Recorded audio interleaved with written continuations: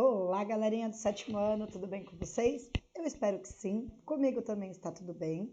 Hoje nós vamos finalizar o capítulo 7, que são as diferentes maneiras de ouvir e dançar. Então, não sei se vocês se lembram ou não, mas nós já falamos na aula passada um pouquinho sobre o grupo Mauaca e a partir de agora a gente vai falar um pouquinho mais também sobre diferentes maneiras de ouvir e dançar e sobre diferentes tipos de danças, tá? Diferentes danças e músicas aí.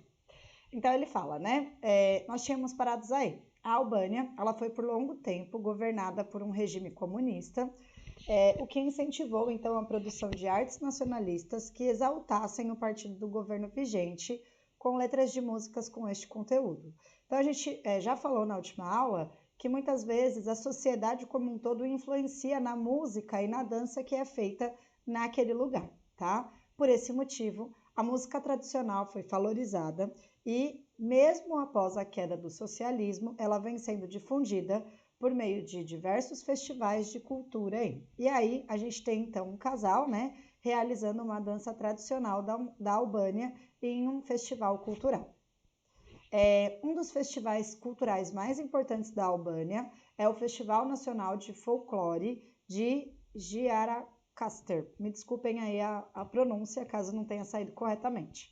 Na região sul do país. Ela ocorre a cada 5 anos e ela reúne, em média, 7.500 artistas com espetáculos, sobretudo de dança e de música, provenientes de diferentes regiões da Albânia e também dos grupos que emigraram para os países próximos, como Grécia, Itália e Turquia.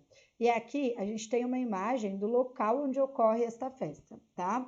O resultado é um grande festival que enche e colore as ruas inclinadas da cidade, com pessoas de várias gerações e suas roupas típicas, confeccionadas cuidadosamente com bordados e de diferentes estilos, cores e tipos de tecido, e tem como palco principal um castelo da cidade, feito de pedra, elemento predominante na arquitetura local. Se a gente pensar em folclores ou festivais aqui em São Paulo, a gente tem as festas juninas também, né? Que utilizam aí de roupas, pode ser confeccionadas ou podem ser compradas pelas pessoas, mas elas são cuidadosamente feitas também, tá? Então é algo muito semelhante. No álbum Ikebanas Musicais, do Grupo Mauaca, ainda falando do Grupo Mauaca, né? Ele explora músicas da cultura japonesa. Então, não sei se vocês lembram ou não, mas o Grupo Mauaca trabalha com vários tipos de músicas diferentes aí. E aí, nesse caso, da ideia da cultura japonesa, né? Fazendo um paralelo com a composição das músicas com um processo cuidadoso da Ikebana, que é uma arte japonesa de arranjos florais. Além disso, o espetáculo com essas músicas é guiado também por haikais, sobre as 4 estações do ano. Então, não sei se vocês conhecem os haikais ou não, mas é uma pequena poesia japonesa, né? E geralmente ela é composta apenas por 3 linhas e elas trazem impressões sutis do que o poeta quer expressar, tá? Geralmente são sobre visões da natureza, das estações do ano ou de amor, entre outras coisas aí, tá? Aqui a gente tem um exemplo, então, de um haikai que foi utilizado pelo grupo Mauaca, tá? O nome desse haikai é Inverno, e aí vem lá, né? Viajante, poderia ser meu nome. Primeira chuva de inverno, tá? E quem compôs, né, esse haikai foi o Basho, tá? O que é legal a gente pensar aí do haikai? São pequenas poesias. Tem diversos haikais. Alguns deles a gente consegue compreender a proposta certinho e alguns deles, quando traduzidos para o Brasil, né, para o português, eles mudam um pouquinho o sentido. Então a gente precisa tomar este cuidado aí, tá?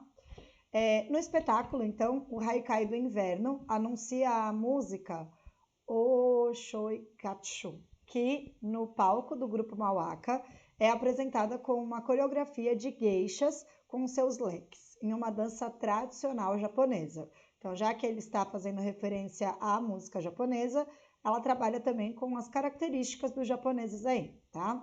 A música fala do ano novo e das tradições ligadas a essa época do ano, como brincadeiras aguardadas pelas crianças, dentre elas as brincadeiras de empinar pipa, girar peão e jogar bola, tá? Legal a gente pensar que essas geishas, elas estão com seus leques, E aí ele vai falar um pouquinho sobre o leque na cultura japonesa. Então, o quanto o leque é importante aí na cultura japonesa, tá? O uso dos leques tem diversos significados na cultura japonesa. Antigamente, eles eram usados para indicar o status social de uma pessoa. Por exemplo, manter o leque fechado significava que essa pessoa tinha uma posição social superior.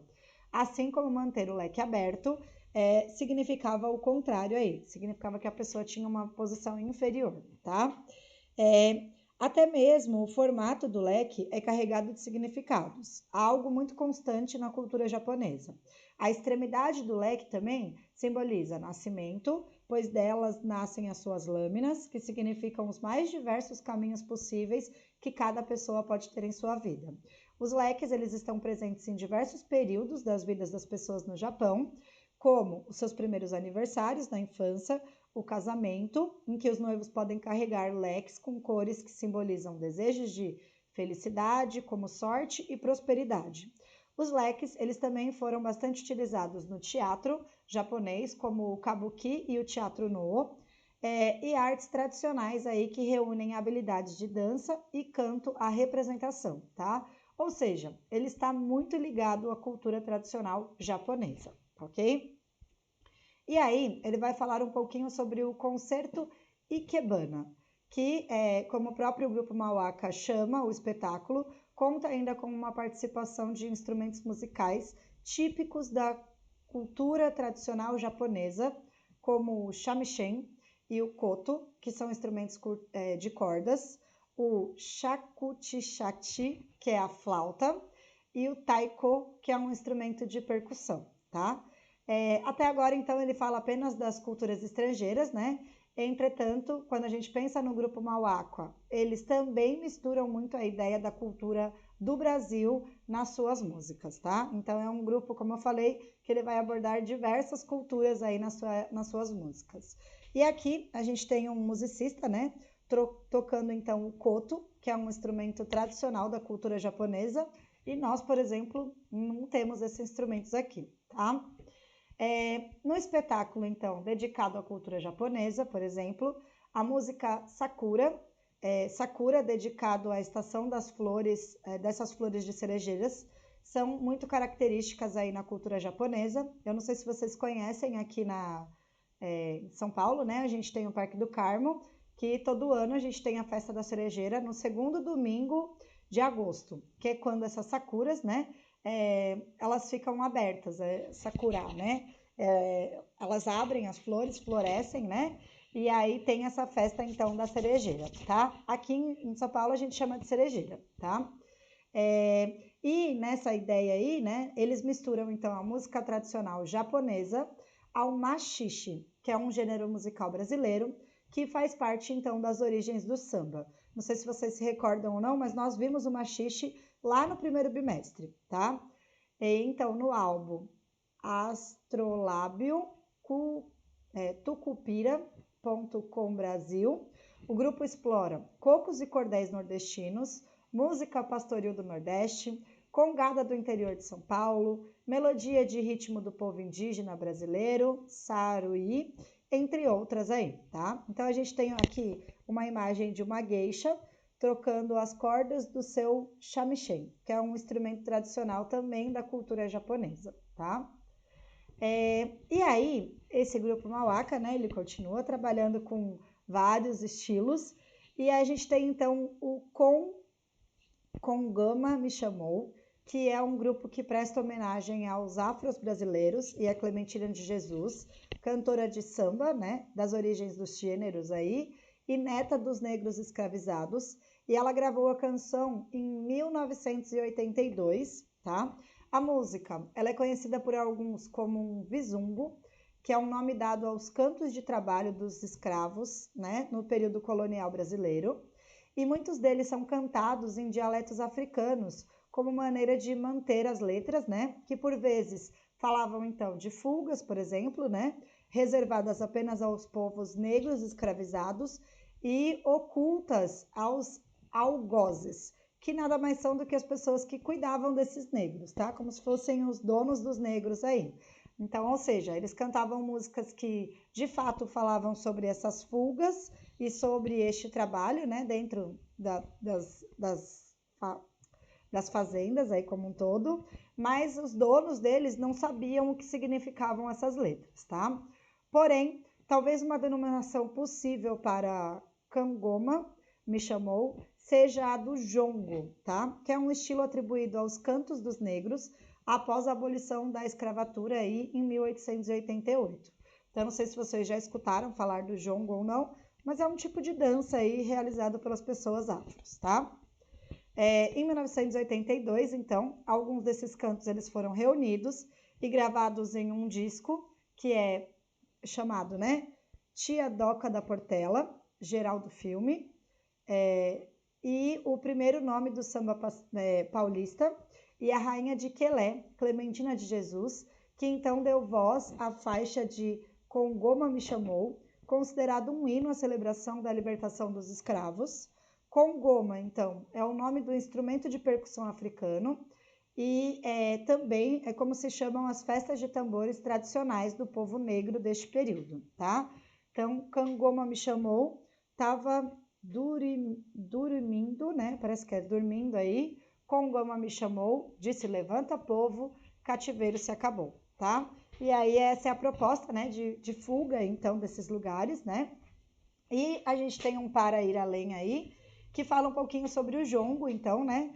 Que é uma dança e um estilo musical de origem africana, dançada e cantada ao som dos tambores, trazidas para o Brasil pelos africanos escravizados, vindos principalmente da região onde hoje é a Angola, que influenciou então a formação do samba carioca. O canto, feito em dialetos africanos, desconhecidos pelos donos deles, né, tinha um objetivo de valorizar a cultura africana, contar as suas crônicas, criticar e se defender da opressão que os escravos eram submetidos aí. O jongo ainda resiste em diversas regiões do país, e especialmente no sul fluminense aí, tá? Então, a gente tem uma apresentação aqui, né, uma imagem do jongo, que são crianças se apresentando no grupo de jongo, Núcleo de Arte e Cultura de Campos, no campo de Goitacazes, no Rio de Janeiro, tá? E tem vários vídeos na internet também, se vocês quiserem apreciar um pouquinho do jongo aí. Para essa semana, nós temos esses exercícios, que são os exercícios da página 516, 1, 3 e 4, o Para Conferir, página 517, 4 e 5, e nós temos uma atividade prática que a gente vai fazer uma adequação, tá? Que é a página 516, exercício 6. Então, eu falo o seguinte, busque ouvir algumas músicas do grupo Mauaca na internet e escolha uma para pesquisar as suas origens. Com base neste trabalho, a pesquisa produz um texto escrito ou ilustrado à mão em uma folha de tamanho A3 e depois exponha no espaço apropriado da sua escola.